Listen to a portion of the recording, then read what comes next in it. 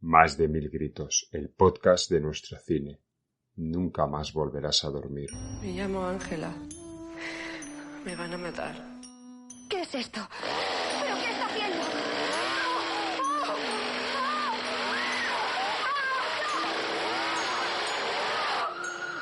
Ya va, tienen que parar esa máquina, ya ha causado demasiados daños. ¡Quieto, quieto! ¿Por qué no razona? Habla de muertos que resucitan, de canibalismo. Cosas que se dan de patadas con la ciencia. La ciencia se da de patadas con muchas cosas y a veces pierde. ¿Por qué?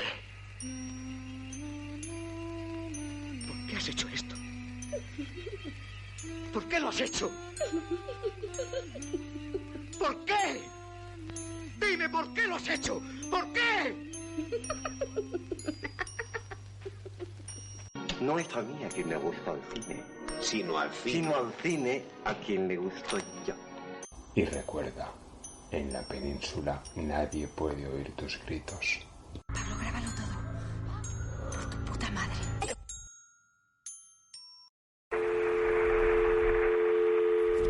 Policía, dígame. ¡Ayuda! ¡Ayuda, por favor!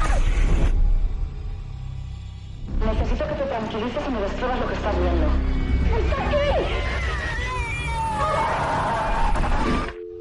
¿Sigues ahí? ¿Hola?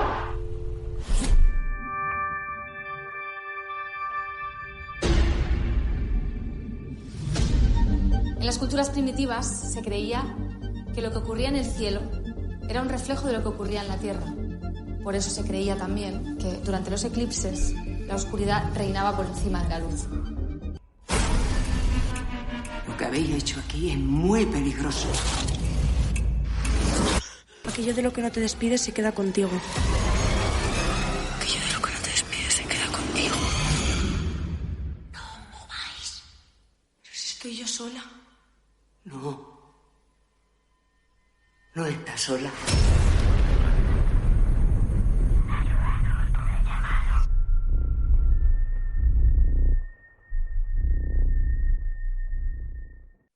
Bueno, bienvenidos y bienvenidas a nuestro programa 14. Hoy tenemos un programa en el que tenemos varias cosas que celebrar. Por un lado, tenemos el honor de contar como invitado con alguien muy especial sobre todo por el cine que ha hecho y por lo que ha hecho por la industria. Es don Sebastián Darbó, que dicho sea de paso, este fin de semana fue galardonado con un premio a su carrera en el Fantaxis 21 de Castellón. Muy buenas, bienvenido, Sebastián. Buenas y mágicas y misteriosas existencias para todos los que nos están escuchando. Un placer, como decía, tenerlo con nosotros porque creo que la cinematografía que usted ha añadido a nuestra industria ha sido grandes títulos. Y creo que usted es de los poquitos que quedan aún de esos años 60 y 60, 70, 80, donde el cine fantástico español fue muy, muy importante. Así que muchas gracias por estar con nosotros hoy compartiendo este Más de 1000 gritos. Y enhorabuena por ese galardón que recibió este fin de semana. Bueno, pues muchas gracias primero al Fantastic por habérmelo dado.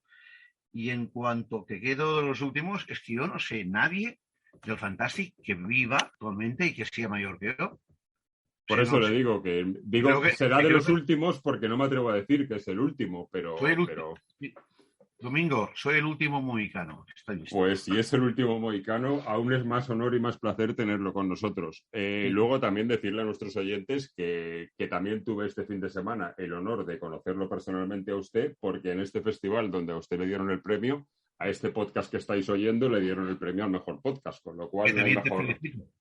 Muchas gracias. No hay mejor celebración que hacer el programa juntos hoy. Felicitándonos mutuamente.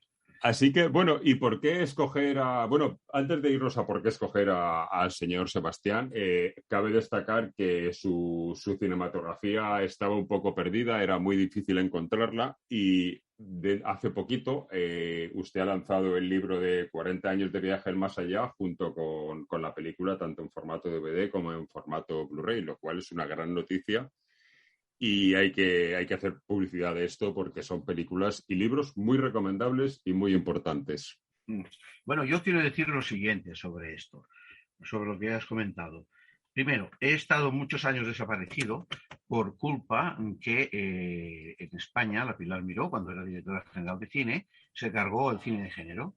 Entonces, como yo también estaba en Televisión Española, me fui a Televisión Española a hacer series. España Mágica, Cataluña Misteriosa, Cataluña Oculta, España Insólita, en fin, Leyendas Mágicas de Navidad, en muchos programas en Televisión Española.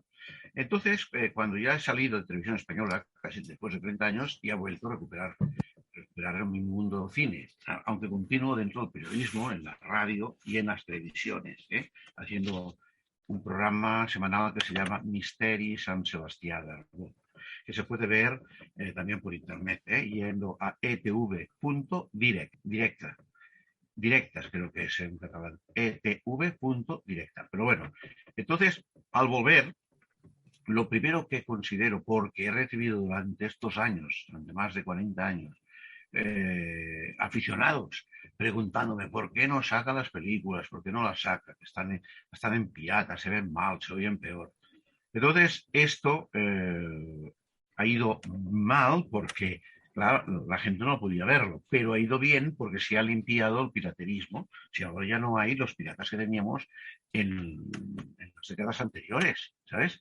Yo agarré uno de los piratas y aún se atrevió a decirme: la culpa es de ustedes, los que hacemos las películas, porque si ustedes lo hubieran sacado, yo no lo hubiera pirateado. Claro, correcto. La culpa es del autor. Muy bien. Me va a permitir darle un aplauso desde aquí porque yo creo que yo sí que soy, también me voy a poner como que soy el último, porque yo soy más joven, soy de otra generación, pero yo creo que soy de los únicos o el único de mi generación que esto que usted acaba de decir de Pilar Miró, soy de los que lo piensa, lo mismo que usted ha dicho.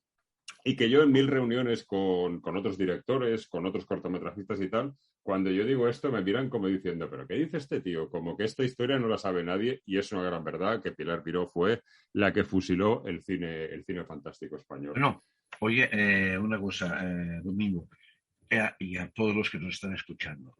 Si leéis el libro Más allá del cine de Sebastià d'Aragó, que es de Apple Heat, escrito por nuestro amigo Diego Peñalver también. Que también estuvo por aquí en nuestro programa hablando sobre su maravillosa película. Sí, bueno, pues en ese libro hay todo un capítulo extenso donde explico de pe a pa todo el movimiento del cine español gracias a esta señora. Y acabo hablando con ella unos meses antes de morir, en Barcelona, porque ella y yo entramos juntos en Televisión Española como ayudantes, y le digo: ¿estás satisfecha con lo que has hecho? Y me dijo: no, yo no quería hundir el cine, lo que quería era ayudar a los nuevos realizadores.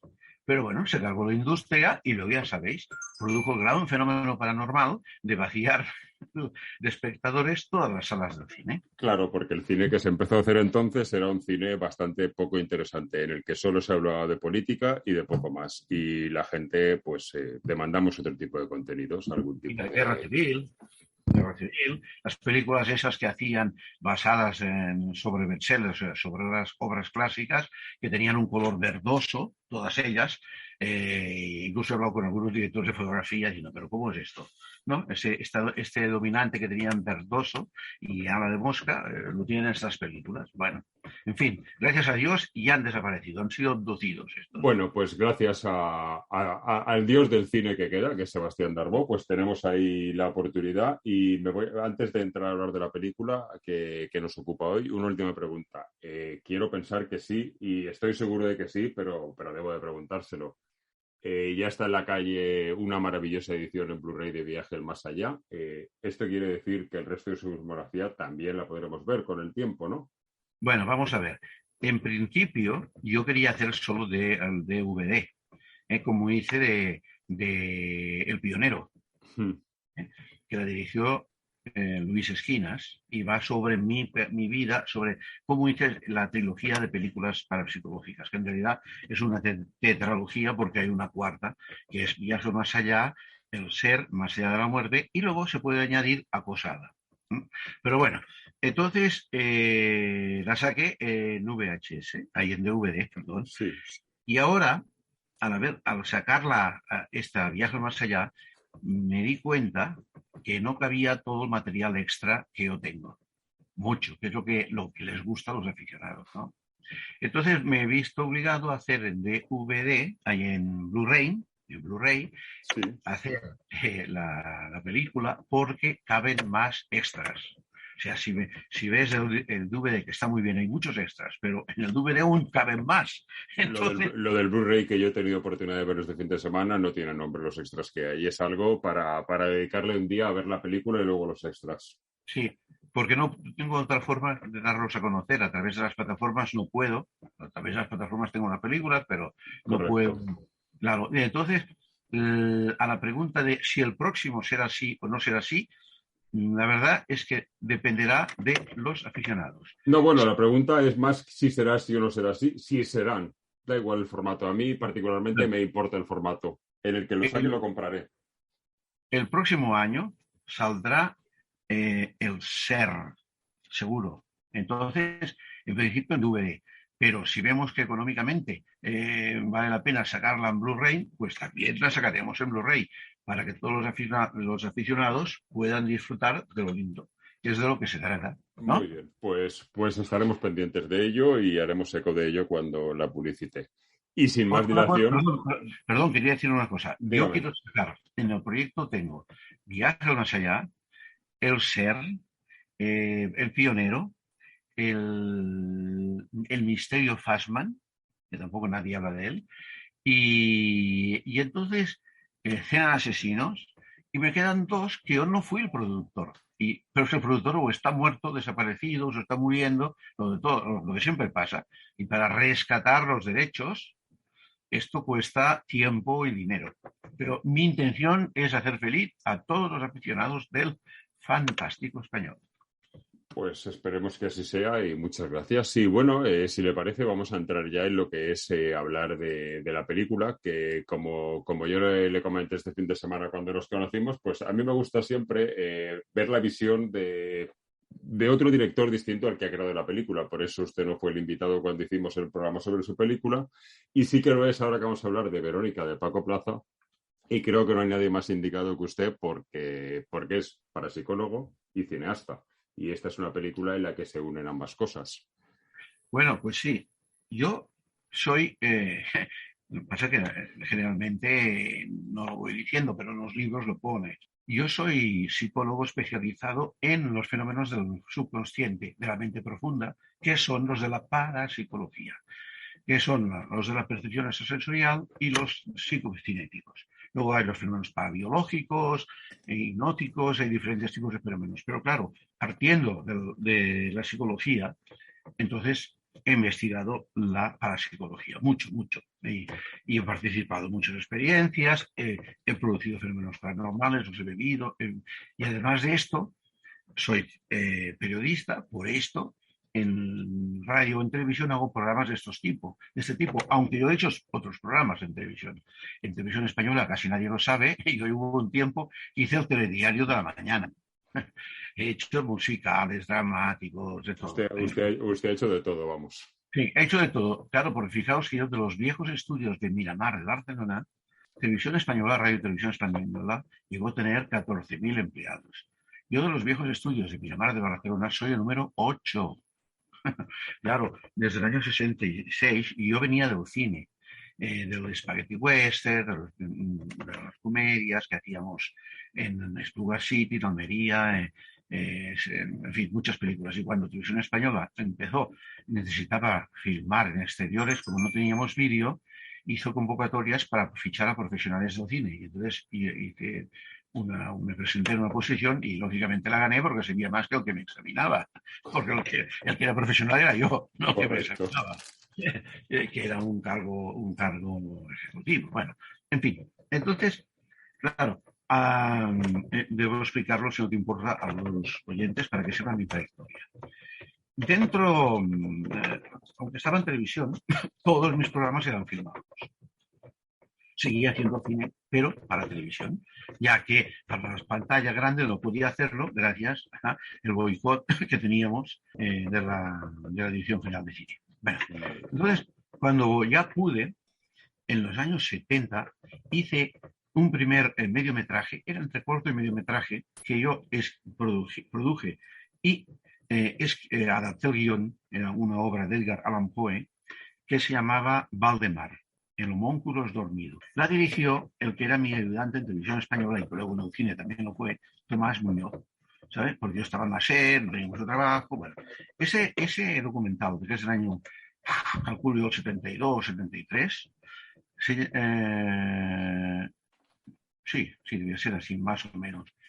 Y ganó el primer premio del Festival de Sitges. Antes, hacia el 69-70, hice otro pequeño reportaje, era un cortometraje que se llamaba Parques Nacionales en los Pirineos, que ganó el premio Sonimag, de aquella época, que ahora ya no existe este premio. En el año 69, ¿quién iba por los Pirineos? ¿Con un burro o con jeep, como iba yo, que iba buscando el eslabón perdido, al yeti, al simiot, como decíamos en catalán? Pero no lo encontré, pero filmé los parques en color, en aquella época, que no había tanta gente, solo había gente en las pistas de esquí. Eso fue en el 69, luego en el 72, 73 hice Valdemar y ganó el Sitges. Luego en el 75, así, hice Ascensor, producida por mí y dirigida por mi ayudante, Tomás Muñoz, que ganó la Berlinale, el Festival de Cine de Berlín. Claro. Entonces digo, bueno, ahora que ya vemos que el equipo está, porque los técnicos, el equipo artístico, éramos los mismos, digo, ahora que el equipo está fogueado, como buen psicólogo que soy, ya los tengo a todos entrenados, por decirlo así, vamos a hacer largo. Al hacer el primer largo, en el 80, ¿qué hice? Pues busqué un argumento, unos temas que yo conociera en profundidad. ¿Y cuáles conocía? Los de la parapsicología, ¿no? Los casos extraordinarios de la parapsicología. Y más allá, el viaje más allá consiste en 5 historias diferentes testificadas, o sea, están argumentadas y están documentadas. Por eso Ángel Saba, el director del Festival de Sitges, dice, con esa película se inició un género dentro del fantástico, un subgénero llamado el docu-horror. El docu-horror es correcto. Y quizás no, usted es el que inventó este género, pero quizás la película de la que vamos a hablar de Paco Plaza está dentro de ese género también, ¿no? Sí. Pero quiero decir lo siguiente, no he terminado. Estas 5 historias estaban unidas por otra historia, como has visto en la película, más grande, ¿no? Sí. Que unía todo el argumento. Entonces, tienes que ver desde el principio la primera secuencia para entender la última. Y tiene esta película 2 o 3 lecturas, como decían los críticos. Una es la puramente cinematográfica, que a ti te interese más o menos un tema, y digas, pues mira, he visto una película de misterio, de fantasía, tal. Luego tiene una segunda lectura que es los fenómenos paranormales, la parapsicología, o sea, el poder de la mente. Por eso se le llama también el cine de la mente, porque había historias en donde se mostraba la facultad que tienen ciertas personas para producir fenómenos.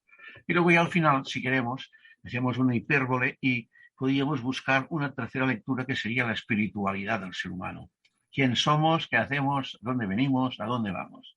Por eso es tan importante esta película, que ahora es verdad y lo agradezco.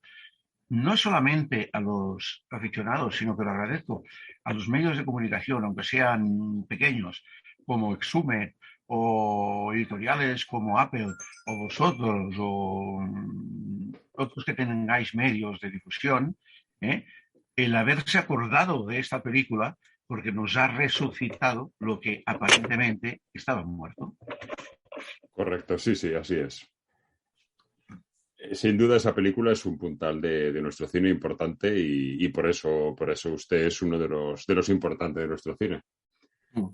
Entonces, retomando el tema de Verónica, yo lo primero, que esto es una cosa que me interesa comentar con usted, lo primero que me llama la atención, supuestamente está basada en una historia real, aunque evidentemente estará cinematográficamente modificada para que funcione mejor en la pantalla.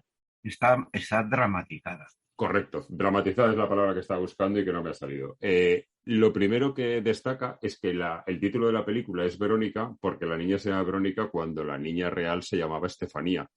Y yo esto pienso, no sé si usted estará de acuerdo, que de la generación que yo soy, cuando yo iba al colegio, había una leyenda urbana en la que se decía que si tú decías 3 veces frente al espejo Verónica, aparecía junto a ti un ser maligno que te iba a hacer algo. Supongo que la elección de este título y el cambiarlo de Estefanía por Verónica irá por este lado, por esta leyenda urbana que entiendo que usted conocerá perfectamente.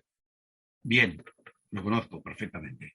Verónica, en realidad, técnicamente se llama psicomanteum, que lo utilizan todavía mucho en Argentina, que consiste en ponerte delante de un espejo y hablarle a aquella cara que ves al espejo, que eres tú, hasta que se deforma por una visión de tu subconsciente. O sea, intervienen los fractales de la reflexión de la luz sobre el espejo y ahí ves algo que a lo mejor te da tu futuro o te advierte de algo que te va a pasar o que te está pasando, o una doble personalidad. Pero se llama psicomanteo, que significa mantear, mover, darle un toque a la mente, a la psiquis, psicomanteo. Uh-huh. Entonces llamaban Verónica porque hay una experiencia de tipo esotérico que consiste en coger un libro y atravesarlo con unas tijeras y entonces ponerlo encima de la mano y preguntarle encima de la mano puesta, podríamos decir, de lado, no plana. Entonces el libro compensa derecha o izquierda, tú lo tienes allí bien equilibrado, ¿verdad? Y tú le haces preguntas y según lo que le preguntes se va a la derecha o a la izquierda.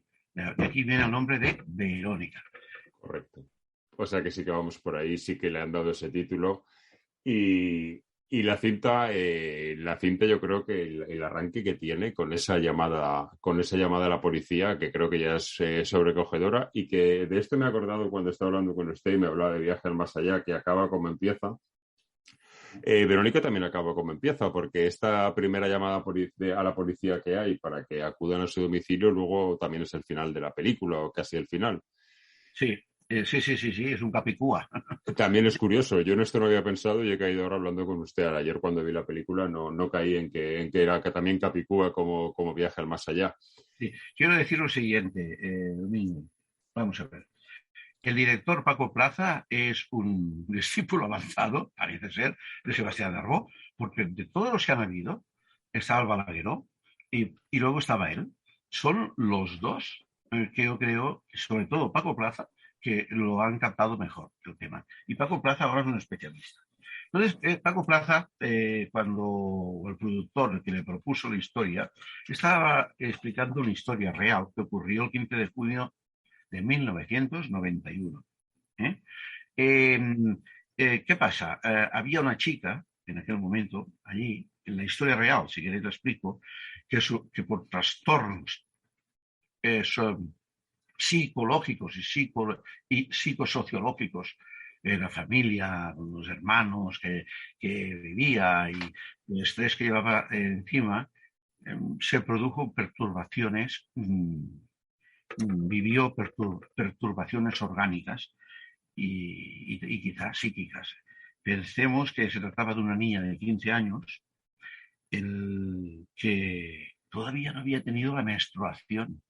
Claro, estas cosas en los pubers y en los prepubers favorecen los estados tensionales para producir fenomenología paranormal. Y la que producía la fenomenología es esta chica, la llamada Verónica. Uh-huh. Y todo lo demás es un caso histórico que está referenciado perfectamente en la Dirección General de Policía, porque es un caso que los propios policías vivieron el caso. El inspector acabó largándose de aquella comisaría, pidió un traslado, y otros 2 policías que estaban por allí observando cosas, recogiendo objetos, fueron testigos presenciales de fenómenos y que luego acabaron dejando la policía. El único caso, según cuentan, no sé si usted conocerá alguno más, el único caso en el que la policía haya hecho un informe real de esto es lo que hemos visto, algo totalmente anormal es lo que hemos visto. No hemos estado en un sitio en el que hemos visto algo normal de lo que solemos ver en nuestro trabajo. Bueno, tenemos otros casos que son históricos. Por ejemplo, tenemos el caso del Duende de Zaragoza, no sé si has oído hablar, que ocurrió antes de la guerra, en donde intervino la policía. Tenemos que podríamos llamarle el primer expediente X de España. Tenemos un segundo expediente X que ocurrió en el barrio de Gracia, en Barcelona, también en un piso donde volaba todo, hasta salía por el balcón, que también intervino la policía. O sea, y que lo vieron. Hay pocos casos, claro que hace muchos años, pero de la época moderna está este caso de 1991, que tampoco hace tanto tiempo, ¿no? Y es realmente espeluznante que se compruebe, se constate que lo que explican es verdad.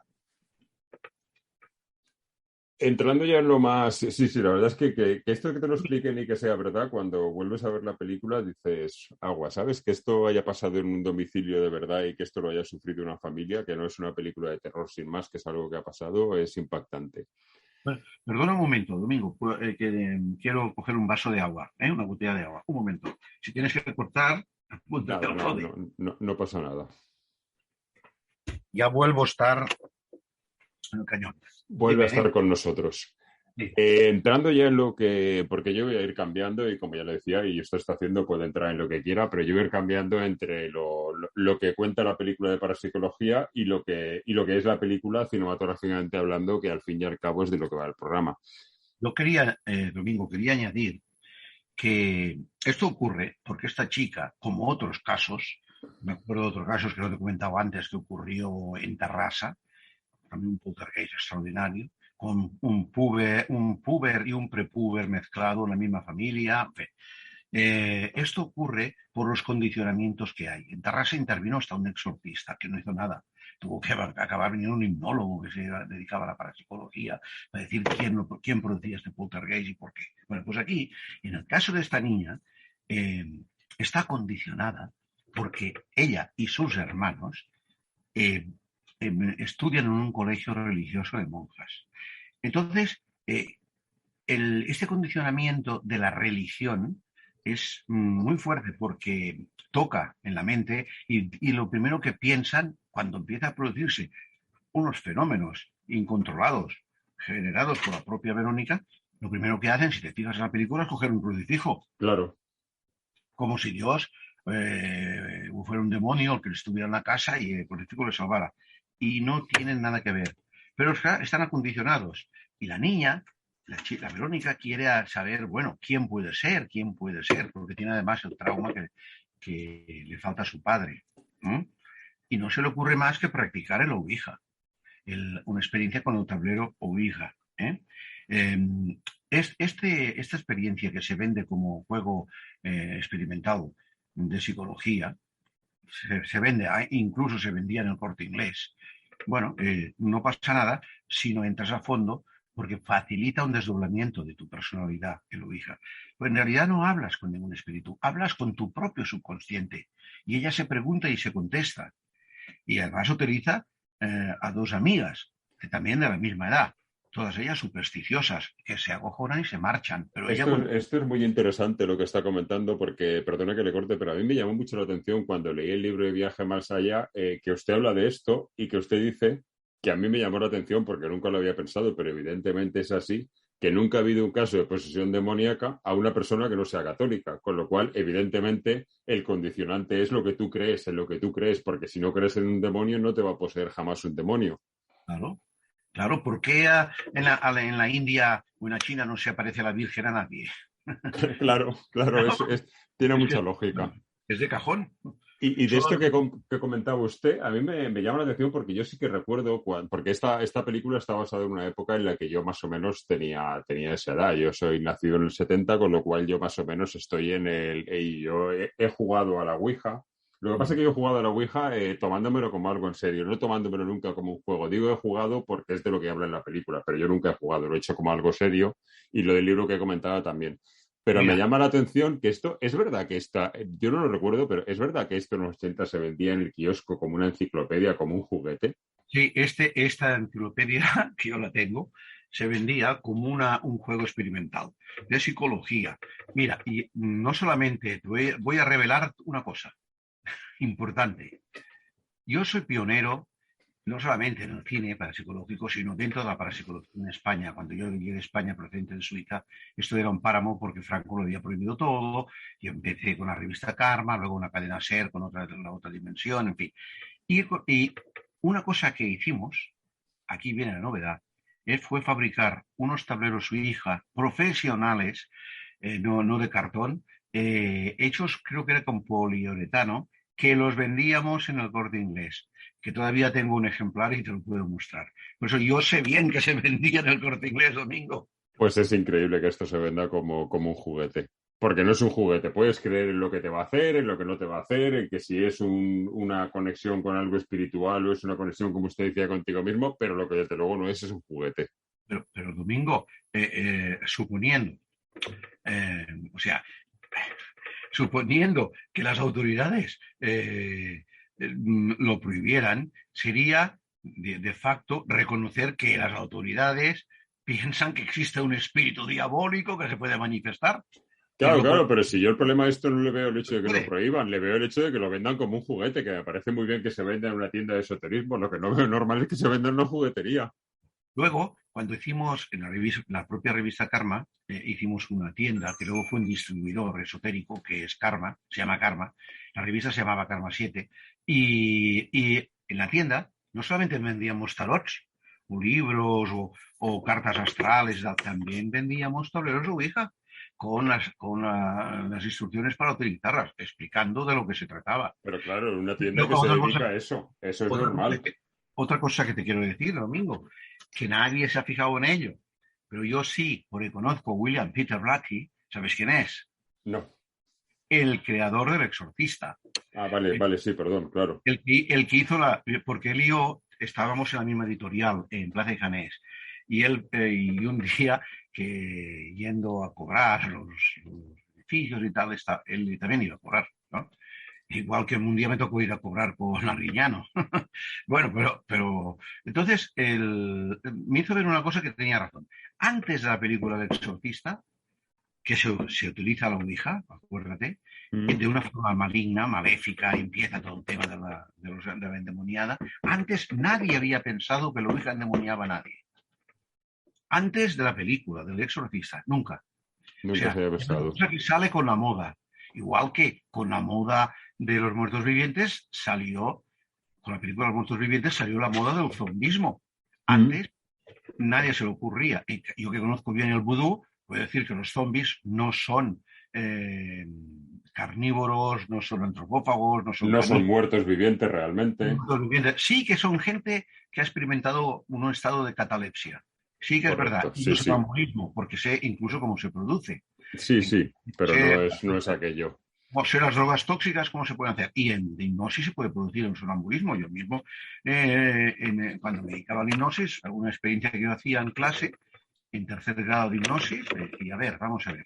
Uno, sensitivo, pam, el hipnotizado. Ahora baja a la calle, al estanquero, y compra, le damos dinero, y compra un paquete de tabaco.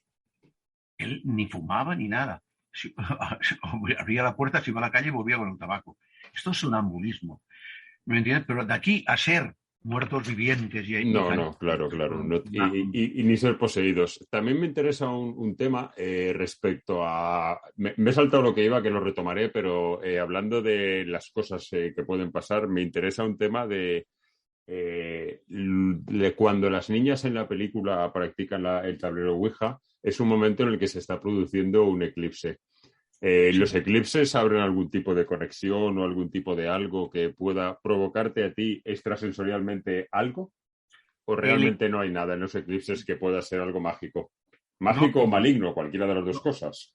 Vamos a ver, es verdad que se produce un eclipse en la película y es verdad, no está científicamente probado, pero cuantitativamente sí está probado que durante los eclipses la gente, muchos se vuelven violentos. Mucha gente. Y durante la época, que estuve unos años haciendo, que te comenté antes, que estaba haciendo el telediario de la mañana, significa que empezaba a trabajar a las 12 de la noche. Todo el equipo del telediario empezábamos por la noche. Bueno, pues las noches que había eclipse, ya nos podíamos preparar porque los policías, los bomberos, la gente de servicios sociales, trabajaban a tope porque había gente que se enloquecía por el eclipse. E incluso llegué a filmar un tipo que desde un balcón en la Rambla de Cataluña lanzaba butanos, tiraba butanos por el balcón. Y era un tío que durante el resto de la semana pues no parecía alterado, aunque sí, estaba alterado, pero no parecía violento, quiero decir. Madre mía. Entonces, esto pasa con los eclipses. No se puede demostrar, científicamente no se puede demostrar, como no puedes demostrar la existencia del amor. No se puede ni medir, ni pesar, sin embargo existe. Hay cosas que no podemos demostrar, pero sin embargo existe. Mira, una cosa que a veces lo hablo con los astrónomos, digo, ¿por qué a veces la Luna se ve más grande? ¿Lo has visto, no? Se ve enorme. Sin embargo, la Luna siempre está a la misma distancia. Dice, es que debe ser el efecto lupa. El efecto lupa de la atmósfera, pero no se puede demostrar. pero es verdad que la Luna a veces sale por el mar y sale grande, y redonda. Sí, no, y no se sabe por qué. Está igual. Hombre, se mueve, claro, todos nos movemos, pero no se mueve tan hasta el extremo de llegar al mar. Tan cerca. No. Misterios y más misterios. Hablando de lo cinematográfico, por ejemplo, a mí cuando la película ya, digamos, ha arrancado, nos ha presentado los personajes, que a mí me parece muy interesante el que sean caras desconocidas, creo que es un acierto, porque la protagonista Sandra Escamena, creo que se llama, es brutal como lo hace. Pero es un acierto el que sea desconocida porque empatizas más con la niña, te sientes más identificado. Y también me parece muy destacable la manera que tiene Paco de rodar en ese momento que están a la calle, con la construcción de esa escena, como con una pequeña cámara lenta cuando van al colegio y con esos contrapicados desde el parque. Me parece que cinematográficamente es prácticamente un videoclip en cuanto a lo bonito que es. Aquí me has abierto varias puertas. Una de ellas es que, realmente es verdad que hacen el eclipse, hacen el Ouija en el momento del eclipse, lo hacen en un sótano, pero no obstante el influjo de la luna, que es la diosa Selene para los griegos, pues al parecer te sigue afectando. Pero es que en el momento del Ouija, ella sola mueve el vaso y el vaso se quema porque es su propia bioenergía quien lo quema. El vaso se quema y se quema el tablero. Nosotros, en parapsicología, hemos investigado muy, muy detenidamente y en profundidad el tema del Ouija. Hemos puesto, para que lo sepan todos nuestros oyentes, hemos puesto en el vaso, en la cima del vaso, podríamos decir, un sensitómetro. De forma que cuando una de las personas que interviene en la experiencia aprieta demasiado para mover el vaso, ¡pip!, se enciende una luz roja. Aquí, si esto se hubiera hecho, se hubiera visto que era la chica quien lo estaba haciendo. O sea, siempre, el vaso nunca se mueve solo. No es una cosa sobrenatural, es paranormal. Lo hace la niña. Luego, es verdad lo que tú me dices, que viene el tema de la luna, luego sale el sol, con el sol viene el fuego, que les quema. Todo esto puede tener una relación, ¿no? Un paralelismo. Pero es que además hay un personaje que nos le hemos saltado, que es la monja ciega, que por si acaso lleva un crucifijo. Y ella en un momento determinado dice, no necesito los ojos porque lo que hay que ver lo veo desde el interior, no en el interior. Es verdad, es lo mismo que dicen los lamas. El mundo interior es el que ve, el que conoce, el que sabe. El otro es el mundo sensorial. Y entonces, claro, cuando va, lo que tú me comentas de ir al colegio, como van a un colegio religioso, van a cámara lenta, ¿verdad? Sí. Porque es una resistencia, Paco, supongo, que yo no he hablado con él de ello, quiere mostrar una resistencia de la niña a ir al colegio. Ajá, pues no lo he visto así, pero es posible, claro. Sí. Claro, para que no la mentalicen más, ¿sabes? La ideología religiosa es tremendo porque todas las profesoras, fíjate que todas son monjas y con crucifijo. Con lo cual es imprescindible que vayas a creer en todo aquello, o eres un rebelde o crees. Pues sí, eso es interesante verlo visto desde ese punto de vista que yo no lo había visto. Esta historia tiene un paralelismo extraordinario con el viaje al más allá, con el caso de la posesión diabólica, también en un colegio religioso en Zaragoza. ¿Has visto la película? Sí, claro. También es un colegio religioso, porque esto les condiciona. A los pubers, a la gente joven les condiciona. y entran en una grabadora, en la grabadora del subconsciente, y allá queda. Y en el momento que se produce una alteración psíquica, una perturbación, ¡paf!, aflora al exterior ese conocimiento interno que tienes, y a veces afloran los instintos más animales y malvados que un ser humano puede tener. Sí, está claro. Yo esto ya le digo que me sorprendió muchísimo leerlo en el libro y me sorprende mucho hablando con usted porque son cosas que yo nunca había pensado, lo de la frase que le decía, lo de jamás ha sido poseído por el demonio un no católico. Claro, evidentemente, porque no sabe ni lo que es el demonio. No, ni tiene una aparición de un santo, Santo Tomás, Santo quien sea, la Virgen, Juan Pablo Bautista, no se les aparece. Respecto al subconsciente de la película, a mí hay un par de escenas que, visto ahora y hablando con usted, no lo he pensado cuando he visto la película, las escenas que sale varias veces donde salen manos del colchón que atrapan a Verónica, luego siempre termina siendo un sueño de la niña. Ninguna de las veces te queda clarísimo que sea de verdad, siempre parece que sea un sueño. Estamos jugando al subconsciente que usted habla de que está todo en su cabeza. Claro. Estas son unas alucinaciones que se denominan ideoimaginativas. Que la persona, cuando está en un estado de trance, como está la Verónica, ve y jura que lo ve. Entonces, la Verónica sintoniza con su propio subconsciente y que ella aparentemente es como si sintonizara con una entidad que es el padre desaparecido. En toda la película se habla que el padre es desaparecido. Entonces ella, al entrar en ese estado de trance y creerse tener otra entidad o que la posean o estar sintonizando con esa entidad, entonces se produce un fenómeno que en parapsicología y en psicología denominamos prosopopesis, que es lo que la gente le llama endemoniados. ¿Sabes? Pero es una prosopopesis, de forma que tú adquieres los conocimientos y la entidad de la otra persona, sin que exista. Y esto hace que la chica adquiera alguna facultad, como por ejemplo el hipersansonismo, que es el tener más fuerza de lo que realmente puede tener. Y de ahí que ella pueda, de una forma psicoquinética o telequinética, pueda hacer caer el Ouija desde la estantería donde lo ha puesto. Estando ¿sabes? Lejos de él. Exacto, estando lejos.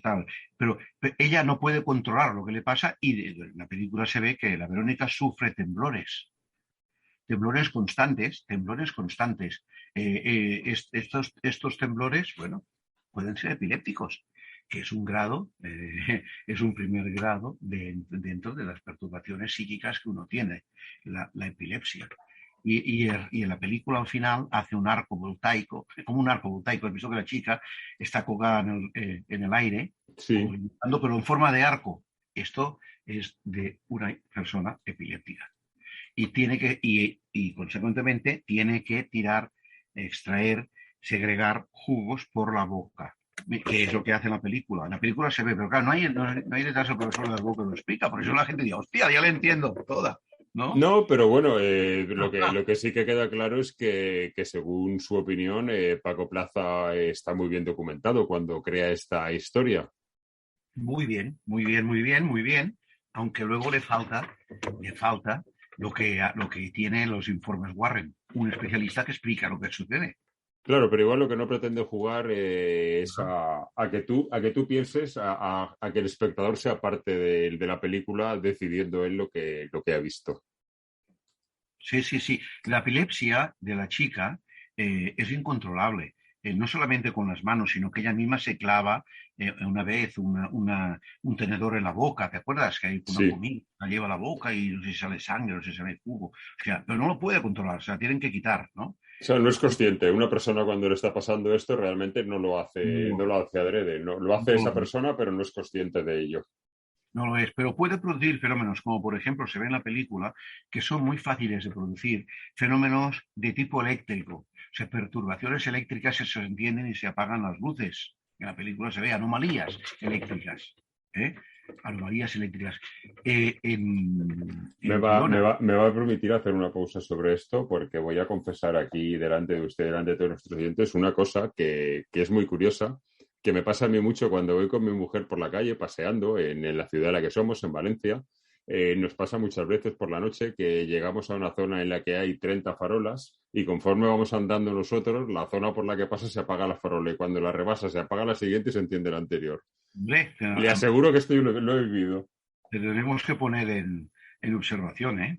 Porque igual tienes esas facultades psíquicas. O sea, eres una persona sensitiva. En alguna ocasión me ha pasado. Fíjate, ahora estamos investigando un caso que hemos hecho 2 programas en Cuarto Milenio, de una casa que existe en Verges, que es un pueblo que hay en Figueras. En Girona, en la provincia de Girona, para vosotros.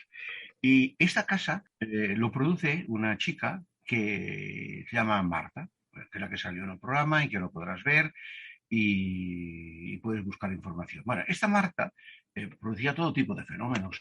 A partir de los años, ella nació en los años 70, empezaron a producirse en los 80 y al final en los 90 tuvieron que dejar la casa a los padres porque no aguantaban más. Bueno, pues se producía un fenómeno, Domingo, que es este que te digo.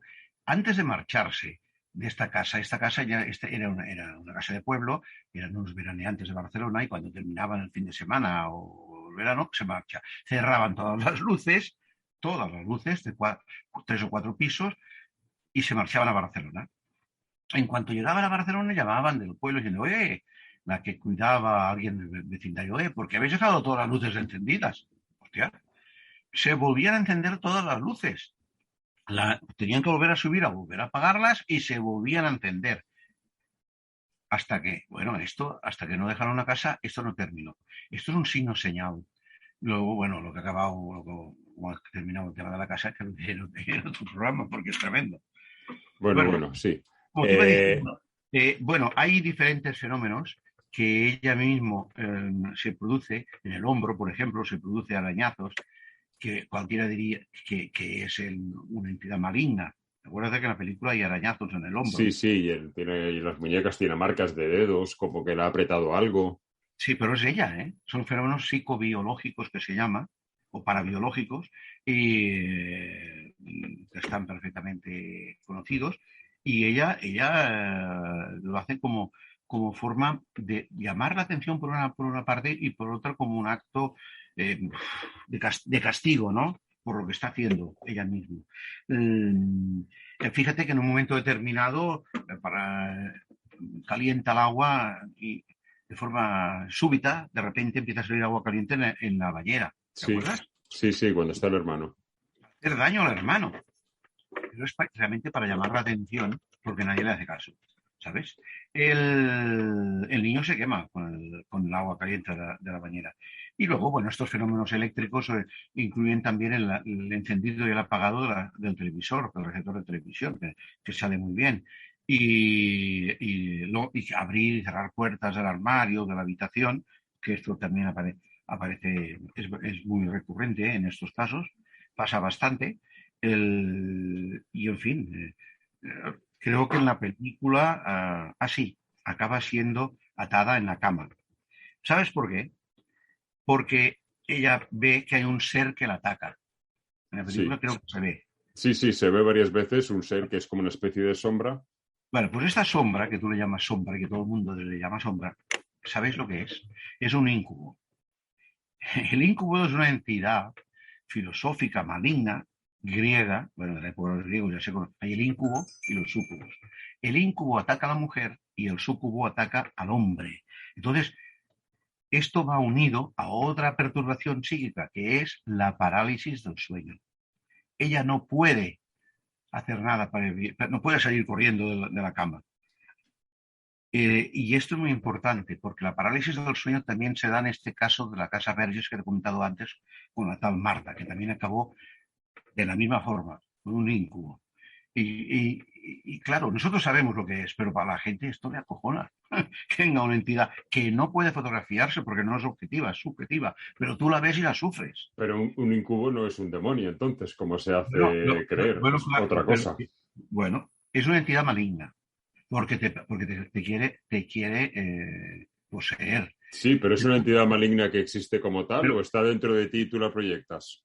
Está dentro de la filosofía griega, viene de la época de los griegos, los romanos, no es un invento cristiano, los íncubos y los súcubos. Y los generan, eso tendría que hablar de ahora de ocultismo. un grupo, un coven ocultista puede generar un egregor. Un egregor es una entidad que desdoblada de ti y que parece que tenga entidad propia y que te domina. Pero no la tiene, eres tú. Eres tú, pero bueno, es un incubo. Y en el caso de las mujeres, esta chica que no tenía la menstruación, que tenía un problema sexual de represión, ¿sí o no? Sí. Pues aparece un incubo que la viola. Está muy bien hecho esto. Está muy bien hecho, Domingo. O sea, para los que sabemos de qué va, es un libro. Bueno, y para los que no sabemos de qué va y solo vemos como cine, también está muy bien hecho, porque a mí esta primera aparición de este incubo, a mí lo que me ha llevado a recordar es que pienso que Paco Plaza no rueda las películas como se ruedan hoy en día, que simplemente en el cine de terror suben el volumen para darte miedo o para asustarte. A él lo hace como se hacía en el cine clásico, jugando con la sugestión del espectador. Mira, la prueba de que es bueno, Paco, y es lo que tú dices, no hace cine de terror. En ese caso no hace cine de terror, aunque ha hecho Rec y esto que sí lo es que cuando entra en una habitación la niña, ve algo, no saca el plano de lo que ve al principio, saca el plano de la cara, que está mirando. El espectador no sabe lo que mira y luego se ve. Si fuera para terror tendría que ser al revés, abrir la puerta y ¡pum! Y aparecer claro, algo. Pero él juega en otra liga. Exacto. La semiótica de la imagen es diferente. Es muy bueno este chico. También hay una cosa que a mí me ha llamado mucho la atención y me retrotrae a lo que usted ha dicho hace un momento de cómo se siente la niña, porque yo siempre he dicho que en esta película no hay ningún plano gratis. Todos los planos son por algo. Y creo que tiene momentos muy visuales en los que usa la ciudad.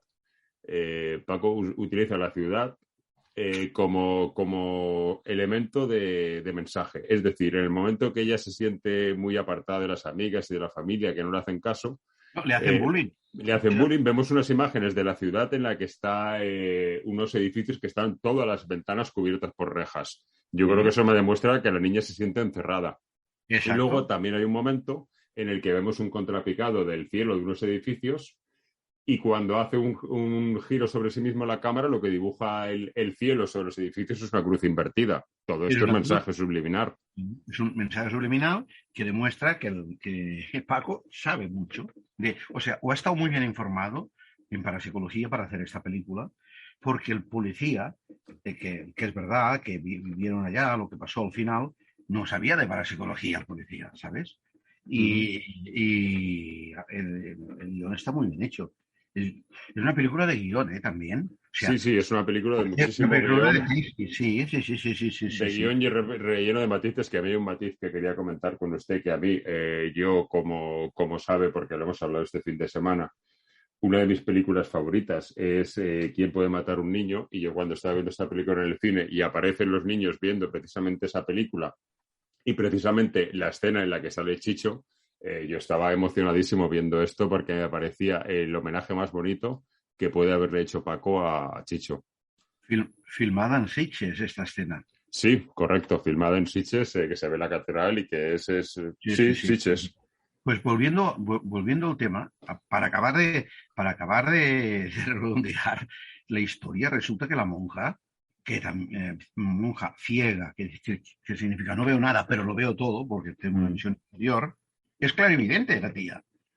Ve, cuídate de lo que le va a pasar a tu familia, y a los tuyos, y a ti. O sea, de hecho, es una medium. Y las mediums son unas personas sensitivas que hacen de puente, podríamos decir, entre el mundo de los encarnados, podríamos decir, y los desencarnados, o sea, entre los que viven aquí y los espíritus. Entonces se ideó este personaje dentro del espiritismo que es una medium, y a través de la medium, del transductor, puedes comunicar con quien sea. Y entonces la medium esa, en este caso aquí, es la monja, que es ciega físicamente, pero ve mucho más. Es clarividente extrasensorialmente, ¿sabes? Los amigos la hacen bullying, la marginan, ella se encierra en sí misma. Entonces, ¿a qué recurren? Recurre a comprarse una enciclopedia de lo oculto.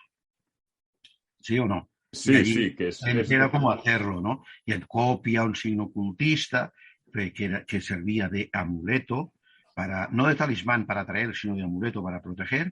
Y bueno, y a partir de que ella ya se inicia más en la cuestión del oculto y el Ouija y tal, ya van apareciendo los fenómenos con el móvil, aquel interfono que tienen que se comunica con sus hermanos, que se conectan, que oyen ruidos, las apariciones, las sombras, que es el incubo, los ruidos, y entonces esta famosa garra que la coge y que ella forma. Esto sería, si esta garra existiera, sería lo que se denomina un ectocoloplasma.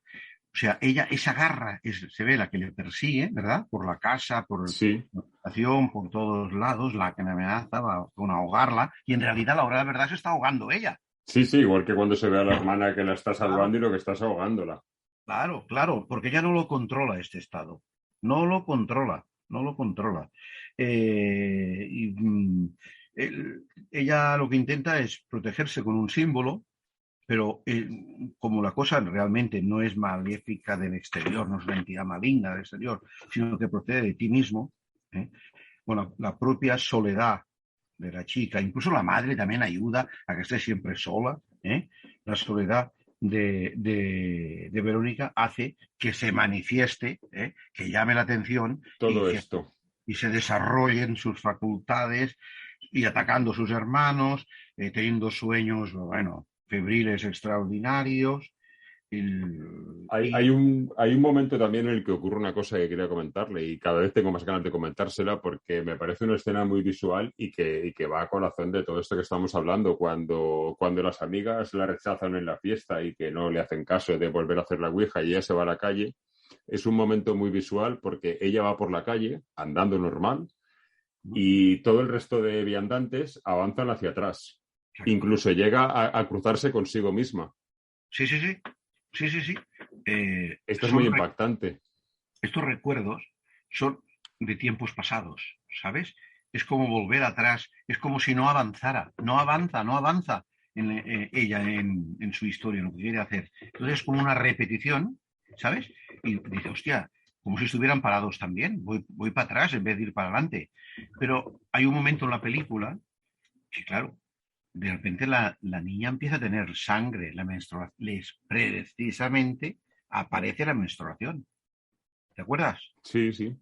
En un momento de la película, la niña que ha estado con 15 años sin tener la menstruación, ¡paf!, de repente se produce.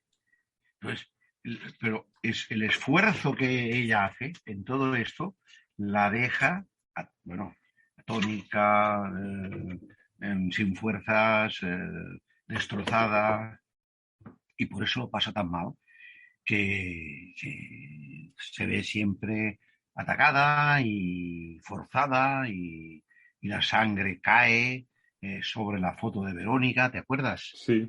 Es su propia sangre, que además la quema la fotografía. Sí, quema la foto, correcto. En un fenómeno de pirogénesis, que ella quema la foto. Es muy parecido a un fenómeno que se estudia en parapsicología, que es la combustión espontánea. Gente que se quema. Que se quema desde dentro, sí. Sí, desde dentro. O sea, es ella quien quema con la sangre. Y claro, cuando el policía hace el informe, sí, él no la ha visto. Él ve las consecuencias, ve que hay una fotografía quemada, ve sangre y ve todo. Parece ser que también ve una levitación, ¿no? Que no al final, esa levitación que te comentaba antes, esa levitación que te dijo que es histérica y que es propio de la epilepsia, es el arco típico de los epilépticos, sí, que no están planos como si fuera una mesa. No es la superficie de una mesa, es el cuerpo que tira la cabeza hacia atrás para ir tirando energía por la glotis, si le sale de dentro, y las piernas hacia abajo. Entonces lo que empuja hacia arriba es el tórax, el cuerpo. Pero eso se puede llegar a ver realmente, o sea, puede haberlo visto el policía, esa persona que parece que esté levitando. Él dice que lo vio y en aquel momento la chica cayó. Cuando cayó del trance, estaba en trance, ¡pum!, cayó. Esto ha estado fotografiado y yo tengo un vídeo que le pasaban algunas veces en televisión, que lo firmamos con un chamán en África. Yo no sé si tú sabes que yo viví unos años en África Negra y conozco bien el tema de la magia negra, la magia roja, el vudú, todo esto, ¿no? Entonces, esto es típico de ellos. Entonces, caes al suelo sin matarte, porque si te matas es la hostia.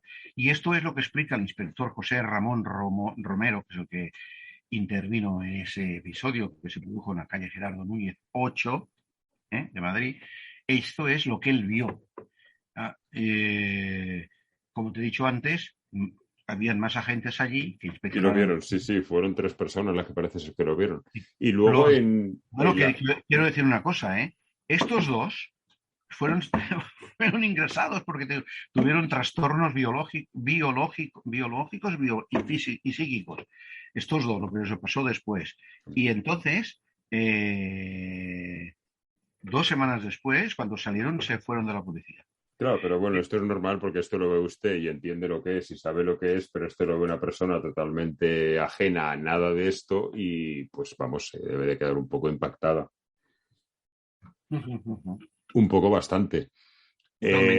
Hacia el final de la película... Estoy acostumbrado, perdón. Mira, escucha, estoy acostumbrado. En uno de los casos que yo investigué, era el caso de una viuda que su marido era piloto y se mató. Bueno, pues esta mujer, desde aquel momento, entró en éxtasis diciendo que veía a su marido y delante mío dobló un cuadro sin tocarlo, un cuadro que estaba en la pared. ¡Pam!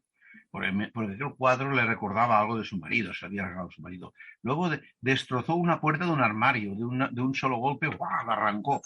Estos fenómenos de sansonismo solo ocurre en ese tipo de personas cuando están en ese trance. El poder de la mente, ¿no? Sí, es el poder de la mente, son fenómenos parafísicos, fenómenos parabiológicos, porque su biología, su organismo interviene, y has visto en este caso la menstruación que luego se produce, las alucinaciones, las visiones ideoimaginativas que ella cree que sí, que tal. Una de las alucinaciones podría ser cuando ella huye de su casa con sus hermanos y cree que lleva a su hermano pequeño en brazos y luego no lo lleva en brazos, que vuelve a por él, pero ya está convencida de que lo lleva. Esa es una casa, en esa casa hubo actividad paranormal que lo produjo esa chica. Esta chica, que lo sepa, no murió. Sí que murió. Murió. Pero no murió como en la película, que muere allí en el momento que se la lleva. Murió meses después en el hospital. Sí, efectivamente. Pero no murió allí, quiero decir, no. No. Lo encontraron y tal. Pero ella pudo explicar lo que había visto, lo que había experimentado, y creyeron que estaba loca. Que a mí ahora me ocurre, en un hospital me llaman, algunas veces, algún fenómeno extraordinario, y me lo explica una chica de estas, yo no diré que está loca. Seguro que no. Lo primero que haces será hacer una sesión de hipnoterapia, o 2 o 3, para que a través de la inhibición de la mente consciente aflore el subconsciente y muestre la capacidad que tiene de su memoria extracerebral. ¿Sabes? Que es lo que explica las reencarnaciones, ¿no? Yo he vivido otras vidas antes, tal. Es una memoria extracerebral. O sea, esto si lo hace un técnico, un especialista, pues oye, a ver si tienes ocasión de encontrar, que está súper agotado, y no sé si hacerlo otra vez, la colección Otros Mundos que hacíamos en Plaza de Janés. Hay un libro mío que se llama La Parapsicología en Profundidad. Es un libro técnico. Explico casos como ejemplo, pero es técnico y comprenderás toda la película, desde el principio al final. Bueno, pues cualquiera que quiera entender un poco más la película ya sabe el libro que tiene que buscar, del maestro Darbo. ¿Cómo ha dicho que se titula el libro? La Parapsicología en Profundidad. La Parapsicología en Profundidad. Durante unos años, a principios de los años 70, en la Universidad de Barcelona y también en alguna de Madrid, sí, yo también estuve en la de Madrid, se hacían cursos a posteriori, ¿sabes? Postmaster, o sea, después, para los que quisieran, dentro de psicología, los que quisieran especializarse en el fenómeno paranormal, en la fenomenología, la actividad paranormal, o también se hacían para psicoanálisis, porque no entra dentro de la enseñanza arreglada, o para color terapia, porque hay terapias de colores, en fin, para muchas cosas puede hacerse cursos de especialidad. Yo hacía, pero luego ya me he hecho mayor, me he dado otras cosas y ya no hago cursos ni nada. Pero y la gente, pues claro, entendía muchas cosas que pasaban en su vecindario o en una casa. Claro, En fin. que no es todo lo que parece. No. Películas como esta, Verónica, ayudan realmente, no solamente al cine español, sino a los fenómenos de la mente. Por eso yo quería tenerle a usted como invitado para ver esta película, porque considero que es la persona ideal. No hay nadie con el que pueda darnos más información, que es verdad que hemos hablado poco de la película, pero lo poco que hemos hablado ha sido muy enriquecedor por lo mucho que hemos hablado de la realidad de esto. Mira, yo te digo una cosa, si lo hubiera hecho yo, lo hubiera hecho prácticamente igual, Pues está muy bien hecha. Y se lo diré a Paco cuando le vea en el Festival de Sitges, porque está muy bien hecha. Muy bien hecha. Está muy bien hecha, sí. Luego hay una cosa que no quiero que se me escape.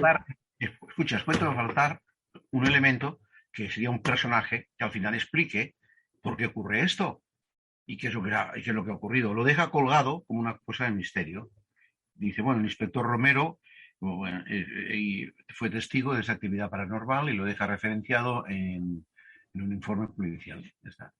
Ya está ahí, cada uno que saque Si su lo conclusión. hubiera hecho yo, Domingo, tú sabes que yo hubiera profundizado más. Sí, hubiera salido pues una explicación, pero bueno, a mí me funciona ahí la película. Y hay una cosa que no quiero dejar pasar, que hablando al principio de nuestra conversación, hablábamos de aquella leyenda urbana de mi niñez, de decir Verónica frente al espejo. Retomando eso, durante toda la película, si nos fijamos, hay muchísimos planos en los que los personajes en general y Verónica en especial están frente a un espejo. Efectivamente. En muchísimos planos. Y para romper el maleficio que ella creía que venía del espejo, será un topetazo con la cabeza, ¿verdad? Con el espejo del cuarto de baño, ¿te acuerdas? Sí, y coge sí, lo rompe dando ese golpe, sí. También hay algo de esoterismo en los espejos, que se habla tanto de ellos en todo este mundo. El espejo, dicen los de la magia, los ocultistas, que el espejo es el reflejo del alma. Allá ves tu alma más negra. Y ella ya ve su alma más negra y lo decide romperlo y entonces coge un trozo de cristal, ¿verdad?, para matar a alguien o para hacerse daño, para acabar de manifestar su espíritu maligno que en aquel momento ella misma se posee. Pues maravilloso, sí. Y la película termina con... Porque uno dice, ¿por qué rompo el espejo, coño? Para acabar con el tema este. Porque en el Psicomanteum, que lo hace un doctor en psicología, lo hace muy bien en Argentina y también lo he visto en Brasil y aquí en Barcelona también lo hemos practicado. Es increíble porque la persona vierte sobre la imagen que ve en el espejo, que es ella misma, vierte toda la porquería, toda la basura que tiene dentro. Hostia, y entonces, si no estás preparado, recibes mucha información que no te gustará. Que no te gustará, sí. Bueno, y la película finaliza, como usted comentaba, en vez de con alguien dando una explicación, con simplemente el policía escribiendo ese informe que se supone que es el único que existe en la realidad en nuestro país, en la época actual por lo menos. Y yo creo que es un buen final, aunque usted comenta que a usted le falta ahí algo de explicación. Si tú te fijas en Viaje al Más Allá, al final sale Narciso de Vallmenta y te dice... ¿Lo habrá bebido realmente o lo habrá soñado? Profesor, se lo dice a mi alter ego, que es el que hace el papel de parapsicólogo. Porque realmente no sabemos nada de nuestra mente. Bueno, no sé, hay todo da una explicación así muy sui generis, pero la da sobre si realmente lo que has visto es verdad o solo lo han soñado. Esto está o es otra dimensión, que como ahora hacen estos los de la física cuántica, ¿no?, que están en el tema de la teleportación, sí. Teleportar objetos. O sea, nosotros no sabemos todavía nada de lo que puede ocurrir en el futuro. Y yo creo que le falta esto. Los informes Warren triunfan porque hay el propio matrimonio Warren, que uno era demonólogo, el marido, y ella era medium, la mujer, que ahora han muerto los dos. Pues ellos mismos explican lo que va a pasar y lo que ha pasado. Entonces, claro, eso ya te ayuda a comprender. Es muy importante esto, porque si no, dejas la película colgada como una película más de parapsicología, un cine de la mente. Bueno, ¿de la mente o no? Porque no ha quedado claro. Porque no ha quedado claro, la película no queda claro. Claro, porque los que no lo sepan dicen, bueno, pero esto no será el crucifijo, no será la monja, no será un espíritu de la hija. ¿Quién coño será? ¿No será el padre de lo más allá que se quiere vengar de su hija?